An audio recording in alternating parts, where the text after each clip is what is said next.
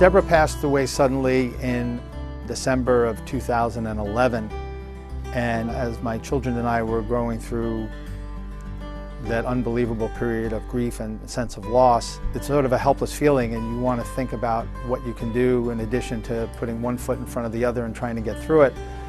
And it just popped into my head that we wanted to do something in Debra's memory that would be really meaningful to her and also help others in the community that she loved so much. So there was nothing that would have been a better fit than to do something with the Byram Hills Education Foundation, and I had this idea to put together a fund in her memory called the Debra Leipman Yale Memorial Fund.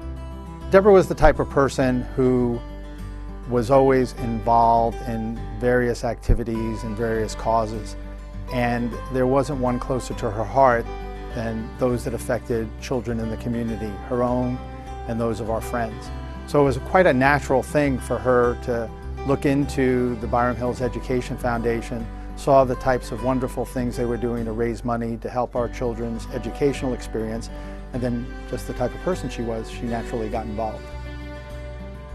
We've been very successful so far, which again is a great tribute to Debra. We have had over 150 families donate. We've raised over $170,000 in less than 3 years.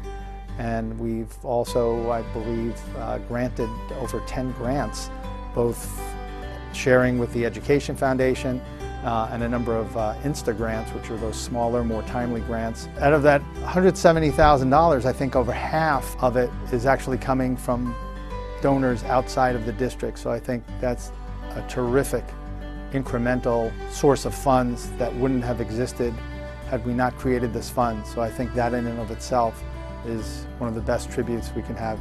In a way, I think that it's very comforting for many of her friends and family to be able to look to the Debra Leipman Yale Memorial Fund as a way to express their support for what she stood for and what was important to her, and still have the additional impact of helping students in the Byram Hills School District where we lived and where our kids go to school.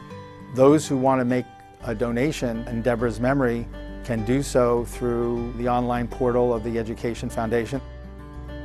I know she feels terrific about it because, again, it was something that she believed in, that she was devoted to, that she poured her heart and soul into, and was always very gratified by the types of accomplishments she and her fellow board members were able to achieve in the district. So I'm sure she'd be extremely happy and gratified to see what we've done, and it makes me feel good.